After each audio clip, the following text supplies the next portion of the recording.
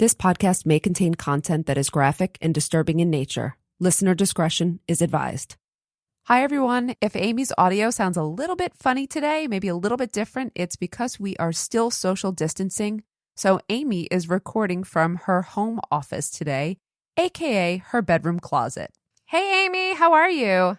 Hi, Megan. I'm wonderful. How are you? I'm great. I'm actually excited. We have 2 new patrons today. So first, I would like to say a big thank you to Rachel Tempest, all the way from Australia. That's a long way for you to go, so we appreciate it. That's amazing. And in honor of Rachel, I think I'm going to choose a case from Australia for my next one. Oh, that's awesome. Okay. There's some good ones that came out of there too. So thank you so much, Rachel. We're so grateful for your support, and we hope you enjoyed today's episode. And we have a second patron. I'd like to talk a bit about her because she wrote to us, but she was listening while she was on her way from Texas to New York because she is actually a registered nurse in Texas who volunteered to come help in New York City with the COVID crisis. Amazing. What's her name? Her name is Nikki Rogers. Nikki, thank you so much for all that you are doing. Yeah, Nikki, you wrote to say that you are big fans of ours, but I think it's safe to say that we are even bigger fans of yours and all of your colleagues, and we really appreciate it. And in honor of you and everyone on the front lines with you, we are dedicating today's episode to you all. So we really hope you enjoy. Also, Nikki, as one of our patrons, asked a question. Her question is about the significant others of serial killers, such as Elizabeth Kendall, who dated Ted Bundy. So what is it about these women that makes them dateable as opposed to a victim? If I found out someone I dated was a psychopath killer, I would have questions like, why me and why them?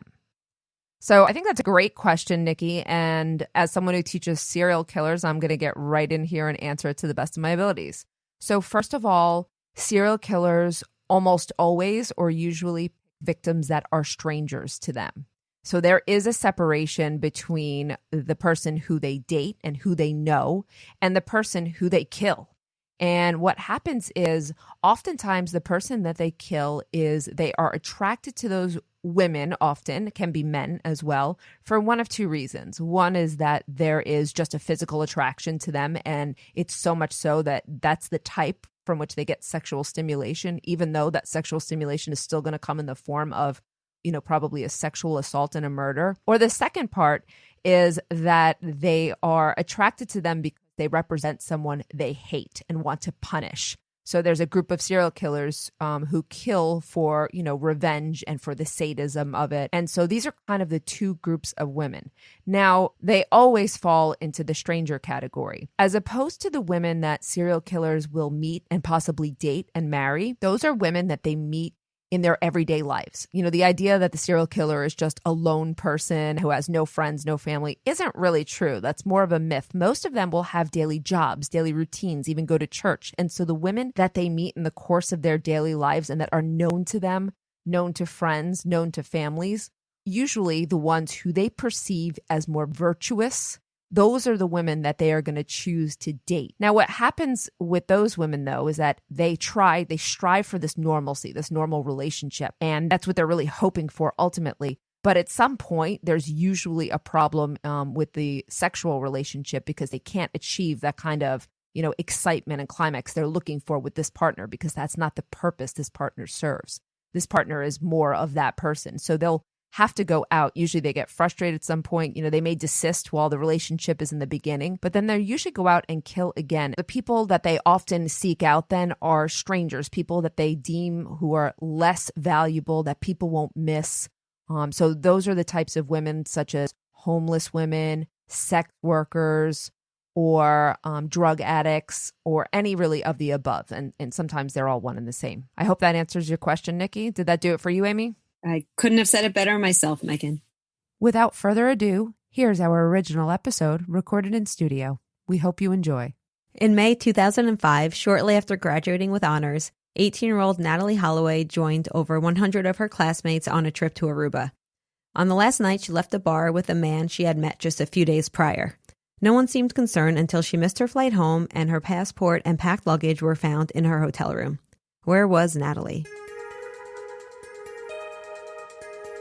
This is episode 14, The Natalee Holloway Story.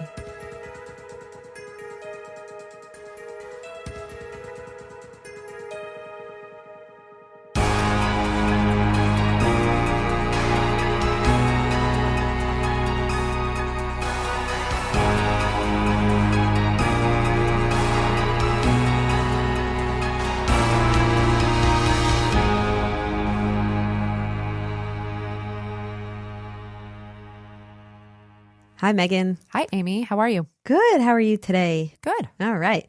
Ready to get into it. Yes. Okay. So before we get started, I just want to say this was one of the most difficult cases to research.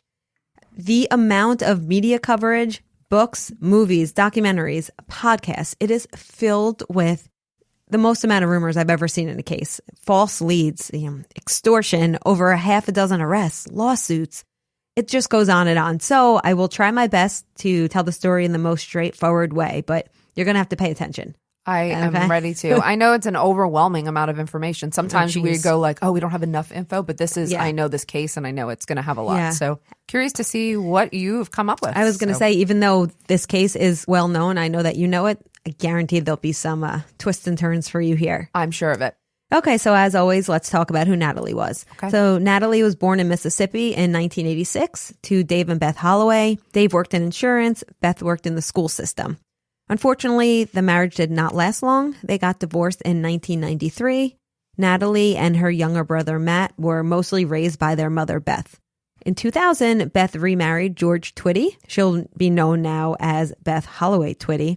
The family moved to his home state of Alabama, where he was a successful businessman. It was a upper middle class area, and by all accounts, Natalee was very close with her stepfather and, of course, her mother as well. They called him Jug, right? They did. Yeah. I was going to leave that out, but yes. Okay. No. All right. So Natalee excelled in school. As I mentioned, she was in the Honor Society. She graduated with honors. She was also on the dance squad, very involved in her church, had many friends, very popular girl. If you see the pictures of her, they're always her like dancing on the football field. She was planning on attending the University of Alabama. She got a full scholarship to study pre-med. So she was a very bright girl. So just 2 days after graduation, on May 26, 2005, Natalee headed to Aruba for, it was, I guess you could say, an unofficial class trip. There were over 100 students going, and they did have about 7 adult chaperones as well. But this wasn't through the school. It was just like an informal thing. So they stayed at the Holiday Inn. They had a great time by all accounts. There was a lot of partying, going to casinos, going to clubs. The drinking age is 18. I do want to say, I went to Cancun at this age. So a lot of people were a little judgmental of Beth for allowing Natalee to go to Aruba as an 18-year-old, pretty much unattended. But I don't know about you, Megan, but that was very common in my school. People went junior, senior year. My mom let me go to Virginia Beach when I was 17, maybe 18 for 4 or 5 days. So our parents suck now. No, I think you're right. I don't think it was so uncommon. But we're unfortunately, seniors. yeah, but unfortunately Beth did. It seems like people judged it a little bit, but that's how these things go. So Natalee, people said Natalee was having, a lot of fun, as she should have been, drinking a lot and partying a lot. On the last night of the trip, Natalee and a group of her girlfriends headed to Carlos and Charlie's, which is just a popular night spot. I guess you could say it's like a nightclub. This was their last night out. They had an early flight the next day. So there were reports that the teens were all very drunk. They were doing body shots on the bar. And again, doing what teens do when the drinking age is 18 in Aruba. So, right. Okay, so let's fast forward to the next morning. Everyone's getting ready for their flight. They're all meeting up in the hotel. And at some point, everyone's gathering, and all of a sudden they're doing roll call, and Natalee's nowhere to be found. And everyone's kind of scrambling, texting, calling her, texting her. Of course, they went to her room, and that's when they found her passport and luggage. And it was pretty much chaos, it was described as. The chaperones, of course, were quickly informed by the students that no one could find Natalee. The chaperones then called Beth back home in Alabama. As would be expected, her parents got hysterical. They hopped on a plane, and they actually got there within 12 hours of when they got that phone call. They were already landed in Aruba. This is Beth and George Twitty? Yes, Beth and George. They were actually joined by a few family friends as well. And from what I understand, some of the chaperones stayed back to help as well. They actually took a private jet there, or a private plane. I don't know where they had access to one, but they jumped into motion. So Beth starts calling everyone she knew that was with Natalee. She quickly was able to find out that she was at Carlos and Charlie's the night before, and that she was seen hanging out with a gentleman by the name of Joran Vandersloot. Okay. His name sound familiar to you? Yeah. Of course. So who is Joran? Well, Natalee had met him actually a night or two prior at a casino. There was a casino that was attached to Natalee's hotel. Okay, and right. Joran was said to hang out there a lot. So there was surveillance showing them meeting and kind of chatting each other up. So Joran was born in 1987 in the Netherlands. He moved to Aruba with his parents a few years later. He was pretty much considered a local in Aruba. He grew up there. He was known to hang out at tourist spots. Some people say he always hit on American girls. He would get hotel rooms to have sex parties with his friends, but again, a lot of this could just be the rumors and all of that crap, right? Right. He was very confident. He definitely was considered a party guy. His father was a prominent attorney on the island who was training to become a judge. And that becomes important, I think, at some point. Yeah, I remember this part. Yeah. So Beth starts piecing together things. She found out that Natalee left the bar around 1:30 with Joran and his two friends, Deepak and Satish Kalpo. And at this point, it is assumed that Natalee had never made it back to the hotel. So Beth and others try to retrace her steps. They actually ended up hiring 2 locals at the airport that would serve as their, I guess you could say, their guides while they're on the island. Right. I'm sorry. Who are Joran's friends again? Deepak and Satish Kalpo. Right. Okay. I couldn't remember the names. So. Yeah. So they were local. They were, local brothers. Got it. Good friends with Joran. So they started, of course, at the Holiday Inn where Natalee had stayed, talked to the front desk, and Beth had spoken to a night manager. And the night manager actually knew Joran well and pointed him out as the guy who hung out at the casino next to the hotel. And they also had viewed footage that confirmed that the two knew each other. So Beth goes to Joran's home.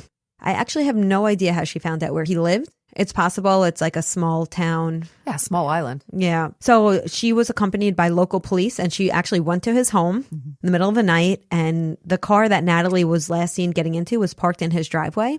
And Joran was there with his friend Deepak Kalpo.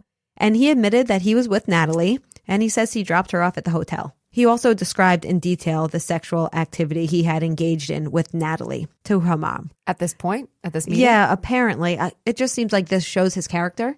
Did he claim, I'm sorry, I don't want to get too graphic okay. here, but did he claim they had full-on sexual activity? Or Depends what story you want to hear because he tells many different accounts. At some point, yes, they did. At some point, no, they didn't. Okay. So we don't actually really know. Got it. So this meeting gets pretty tense. There's a lot of yelling and, Beth and her husband are there with their friends. So there's a bunch of Americans yelling at this local kid. His father comes out. So Joran says finally, you know what? I'll just show you where I dropped her off. So they get in the car. Joran agrees, follow me. I'll show you exactly where I dropped her off. He told them that Natalee had fallen down, that he drove her to her hotel. She fell down and 2 security guards had helped her up and he left her with them. Obviously, he wasn't smart enough to think about surveillance cameras ahead. Yeah, exactly. So this story will end up being the first of many lies and many different versions that Joran would tell. More on that later when we talk about his many different versions of events.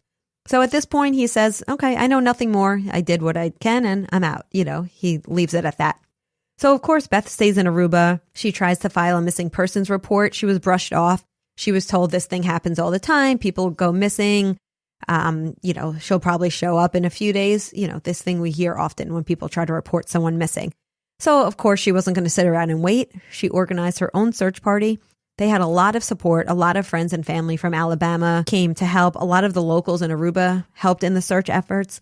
The authorities didn't seem to be taking it serious, and Natalee's family obviously was taking it very serious. Right. But the Aruban police didn't like what was going on. They felt that Beth was making them look bad.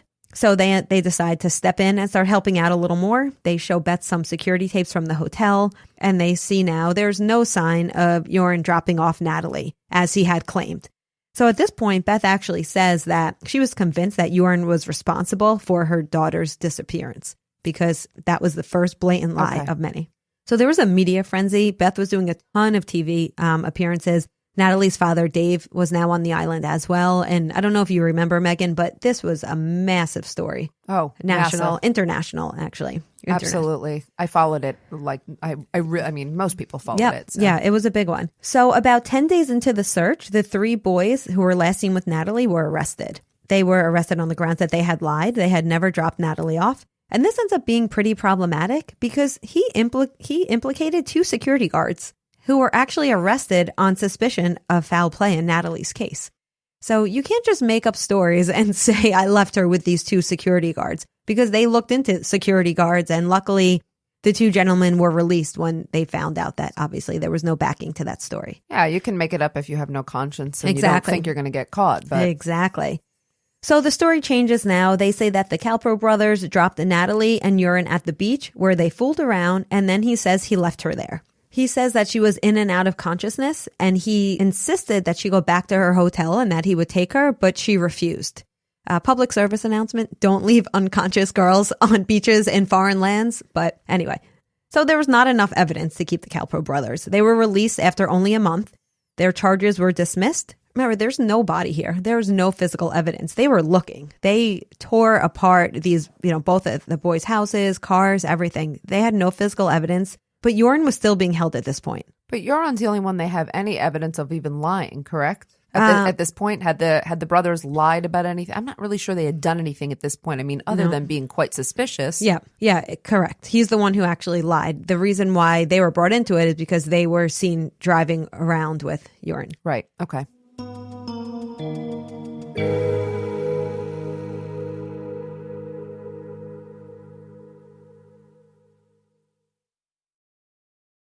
So Beth said that she believed that his parents knew exactly what had happened, and he did as well. They did sit down and talk to her, and then they stopped talking, and they said that, they were done talking to her, and many people on the island started turning against her and were kind of getting annoyed by all the media attention. Part of this was because she kept calling the Calpro brothers criminals publicly, although they were released, and you can't do that. Right. I remember when the media started to turn. I remember they were quite supportive, and the Islanders were. And I remember then at some point they thought Beth had started to insult them. Exactly. And everyone who kind of lived there, and they turned on her. Yeah. I mean, because they were very helpful and supportive of her. And then they felt that she turned on them, so they turned on her. Which was really unfair because if you look at the source of the problem is really the investigation. Of course. Yep. So Beth wouldn't leave. She did a ton of media. She was on every program, I'm sure you recall. She was on GMA, Nancy Grace, CNN. She was cover of People, Dr. Phil. She was doing what any mother would do. She was really trying to get as much attention. And part of this attention was trying to put pressure on the local authorities. Unfortunately, she went as far to tell people to ban going to Aruba until Natalee's body was found. So it got a little nasty at some point. But going back to Jorn, he was released from jail after 3 months. So I actually found this interesting because he was held for 3 months with no charge at all. And at some point, you can't just detain someone any longer without a charge. They did not have enough evidence to tie him to Natalee's disappearance. So in the U.S., they can only hold you for up to 24 hours. They have to charge you with a crime or release you. Of course, if you're suspected of a serious crime, they can apply to hold you for longer. And there's some other, if it's under the Terrorism Act, you can be held for up to 14 days. But generally speaking, you need to be arraigned within 24 hours. Oh, yeah. So the fact that he was held for 3 months with no charges, that would not happen here. Yeah, that violates due process here. So Vandersloot and the Calpro brothers were actually arrested again in November of 2007. But again, they were released without being charged. And about a month later, the case was declared closed by Aruban authorities. At some point, the authorities said, there's nothing we can do here. We've been arresting and investigating, and we have nothing here. And I do want to say, I think it was around this point that Joe Tacopina was Jorn's attorney. Joe Tacopina right? Again. I don't know. For direct appeal listeners, we come across Joe on a regular basis. I know. We got to talk to Joe. I mean, it would be nice. Yeah, from what I understand, the reason he was no longer his attorney is because Jorn could no longer afford his services. Well, that makes sense. Yeah. But Yeah, but it was interesting because a lot of what I read, Tacopina was pretty vocal about Jorn's innocence. And you don't see that very often because there's a ton of evidence that's not looking great for Vandersloot. I also want to mention that while Natalee's family was not happy with the response of local authorities, they were investigating hard and they were arresting people left and right. They tore up the Vandersloot's yard, the house, of course, but the yard got torn up. They arrested Jorn's father at some point. He was held for 3 days back in 2005. They arrested one of Jorn's friends who worked as a DJ on a boat. They were really trying. Wasn't the issue, though, that this was all too late? Wasn't the initial issue that they didn't do this until the pressure, Well, an investigation, like the first 48, of course, you know what I mean? That's the problem, yep. Yeah. That's one of the big problems is, so for example, this friend who had the boat, they searched his boat, like what's going to be on the boat years later, right? They also had a lot of local banks donated money. The government even gave their civilians a day off to help with the search. Like they were really, again, it might be too little, too late, say some people, but the government did step up and were trying to do a lot. So let's move on to 2008. In 2008, the Aruban officials reopened the case against Vandersloot after a tape showing him describing Holloway's death. I remember this. So it was a sting operation by a Dutch crime reporter, and he released tapes that show Vandersloot describing what happened to Natalee. He now says that he was on the beach with her. she started shaking and having a seizure. He panics and she dies. Then he decides, oh, what am I going to do with the body? I'm going to call my friend who has a boat and they will get rid of the body for me. And then she was disposed of into the ocean, possibly still alive, because when asked, are you sure she was dead? He wasn't sure she was dead. I remember that. That was a chilling moment watching that, to be honest. When he said it, he wasn't sure. I went, oh my gosh. Yeah. I felt really bad for Beth and to have to hear that, and for Dave. Aruban officials were not able to corroborate these statements, though, so nothing really happened with them. So things were kind of quiet for the next 2 years, but 2010 was a very busy year for Joran. This is about 5 years after Natalee's disappearance. Joran contacts the Holloway family and says, if you give me $250,000, I will tell you where Natalee is. And by the way, I would like $25,000 up front. So clearly this is extortion. You're not allowed to do that. So Beth's lawyer meets with Joran and they decide to set up a whole sting operation with the FBI.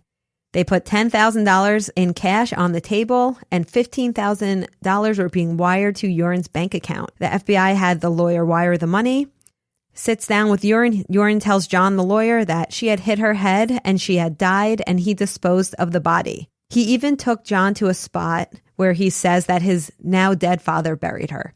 So I want to mention Joran's father died shortly before this in 2010. So now he's implicating his father. So let's pause for a minute and discuss the many stories of Joran. This is 3 stories at this point, right? I'm actually up to 5. Okay. I think. So his first story was he didn't know her. Because I don't know if I mentioned, but when they first went to the house that night, Beth, he initially denied. Okay. So Sorry. that's no story number 1. Okay, story number 1. Number 2, he dropped her off at the hotel. The security guards took her. Okay. Number 3, he left her on the beach and she was fine. Remember, I said you shouldn't do that anyway, but That's right. Number 4, she died from a seizure while they were on the beach. Okay.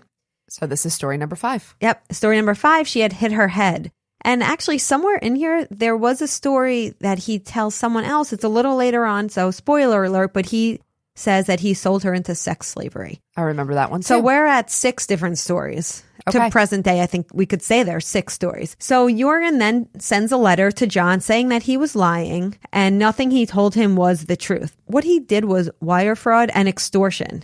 So now it's nice because the U.S. can have some jurisdiction over this because the murder happened in Aruba. The U.S. can't do anything. And Beth and others are desperate for this guy to come to some sort of, him to have some sort of punishment. So now the federal government is interceding, right? Exactly. So the FBI is getting him for wire fraud and extortion. And that'll circle back when we talk more about present day. So why would Joran even do this?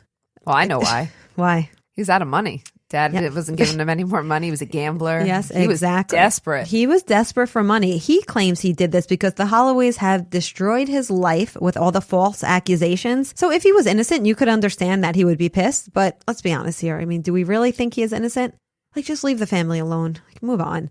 I mean, I thought that was actually insult to injury. That is the depravity that is Joran van der Sloot. I think we can probably all agree on that. Yep. But something else is going on in 2010. So after spending some time living in Thailand, Joran moves back to Aruba and then he goes to Peru for a poker tournament. He was a professional poker player by now, in case you're wondering.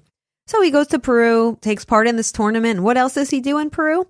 He murders a 21-year-old woman, Stephanie Flores. 5 years to the day, which is, I don't know if that's just some sick coincidence, but I remember that too. And I thought that was chilling. Yeah. So May 30th, 2010, he murders 21-year-old Stephanie Flores.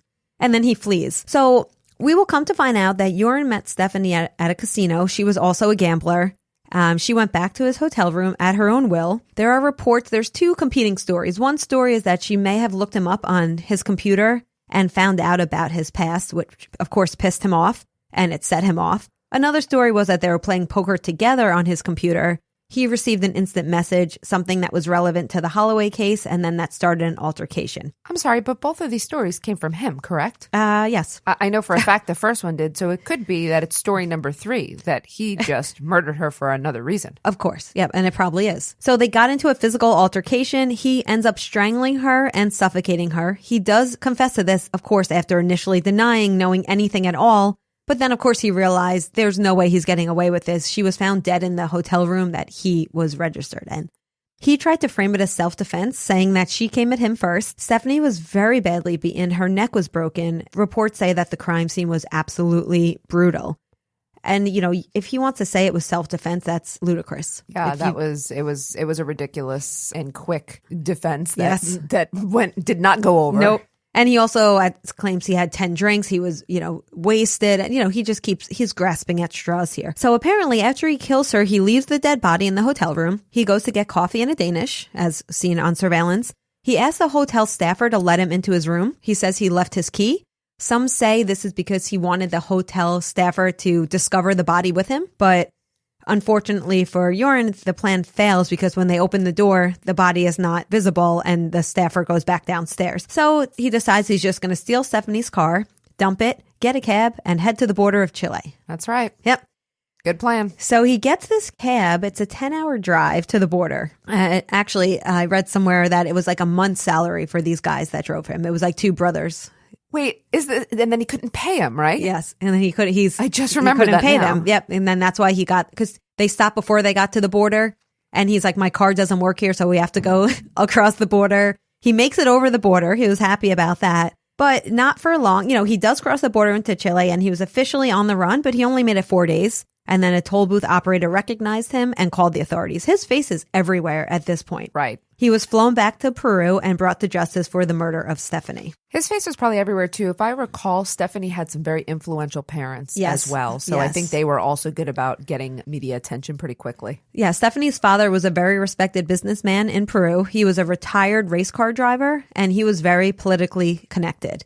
And he was just like Beth, very vocal, tons of media attention, looking for answers, looking for justice. It was his only girl. He had, he had several sons, but this was obviously, as you could imagine, very hard on the family. So in 2012, Joran pled guilty to qualified murder, which is deliberate. He tried to use a defense of violent emotion, which is similar to our crimes of passion. That was not successful. So he was trying to say that this was not something that I planned to do. It happened because of an altercation. And the court said, no, you thought about doing this. You did it. You're getting, he tried the heat of the moment. Exactly. Heat of the moment was not successful. He was very desperate. He also pled guilty to robbery as well. He actually even tried to make a deal by asking to speak with Aruban authorities about the Holloway case. So of course they said, no, hell no. Like, you're ours. We're not doing that.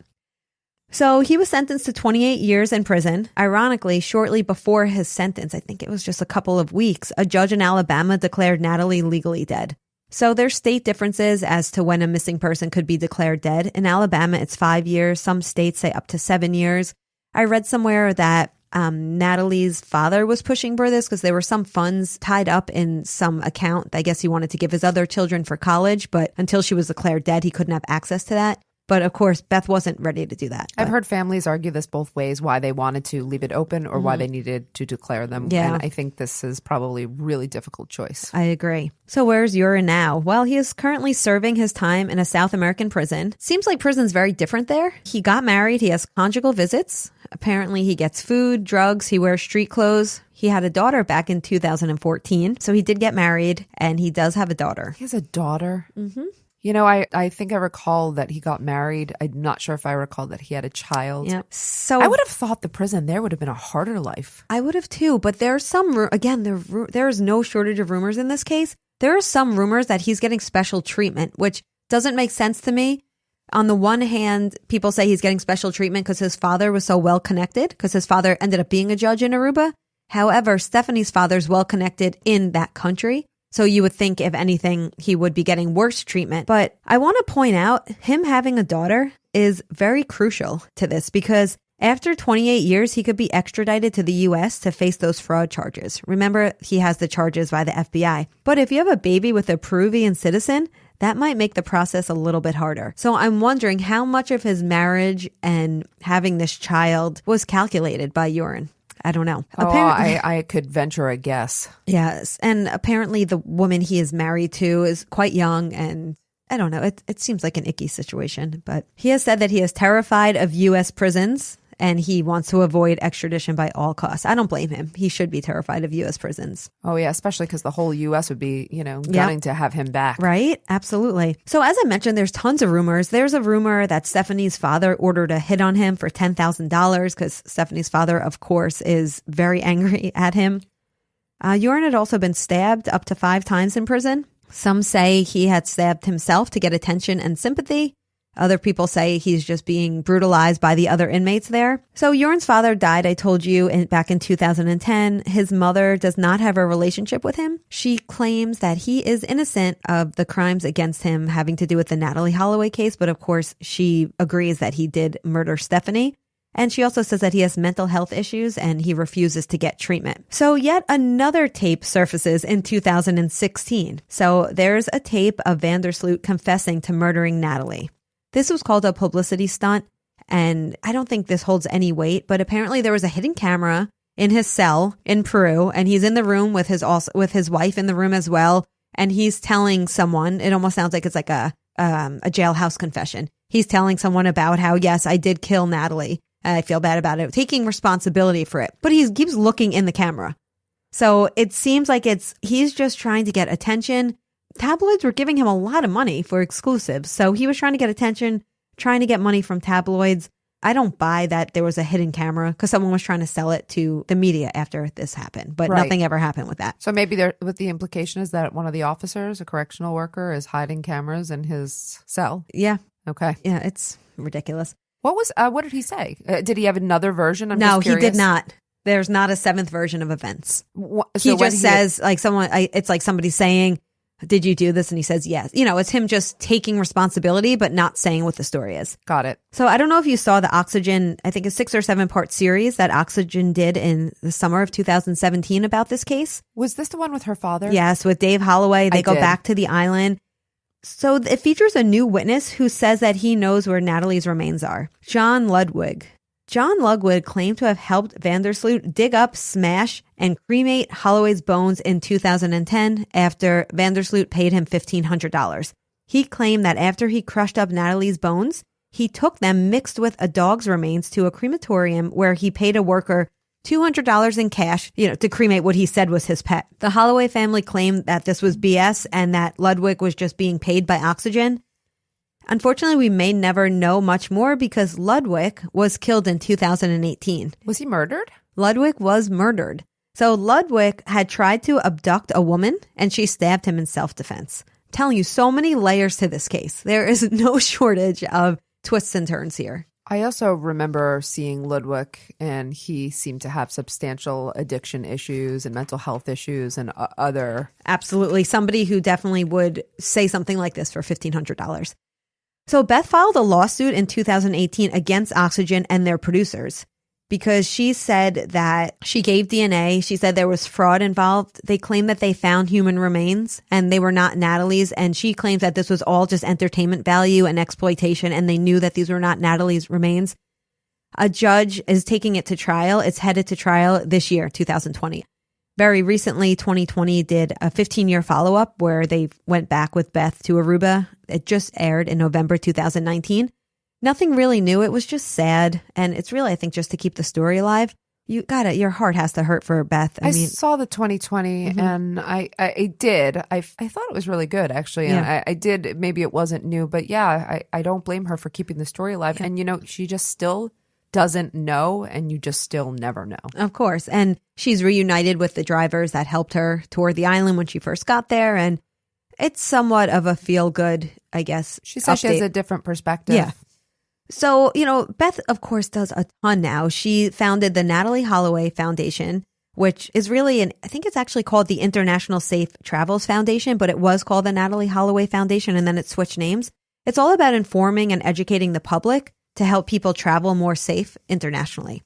And then there is the Natalee Holloway Resource Center that is in the Crime Museum in Washington, D.C. That just focuses on, again, education, crime prevention, and there's resources for families of missing persons that they could go there. And that's been around, I think, since like 2010. So at least there is some, Beth Holloway Twitty wants it not to be in vain, right? So she tries to do a lot of good stuff with. She's a really strong advocate. Absolutely. I could go for another 2 hours on this case, but I think we should wrap it up here. Is there anything you wanted to add? Obviously, we both think that Joran Vandersloot is guilty of the murder of Natalee Holloway. I don't know in which version it happened. I don't know for sure if it was premeditated or accidental, if he just had no regard whatsoever for her life, or if he actually planned to kill her. But he's guilty. I wish that we could see justice for Natalee Holloway. I still hope that we will in some ways. But I don't know if that is reality that will happen. I'm really glad that he was at least caught and punished for the murder of Stephanie. And I'm a little disappointed to hear that has such privileges, but he's still incarcerated. And if he does get out, I can almost guarantee you that they will extradite him here. No matter what the hurdles are, they will get him back here. And I look forward to that day, hopefully in my lifetime. Yeah, I agree. And I also agree that if I had to say my theory, I don't think that he purposely killed her. I think something happened. I think he had planned to take advantage of her. Maybe he drugged her. He definitely did not he had ill intentions.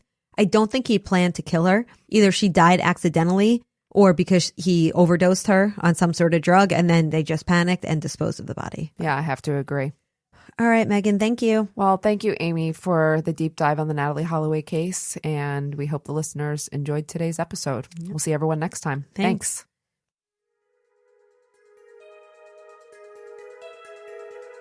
Women in Crime is written and hosted by Megan Sachs and Amy Schlossberg.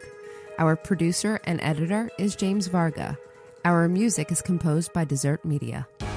If you enjoy the show, you can get access to ad-free episodes, exclusive AMAs, and other bonus content for a small monthly contribution through Patreon. To find out more, visit patreon.com/womenincrime.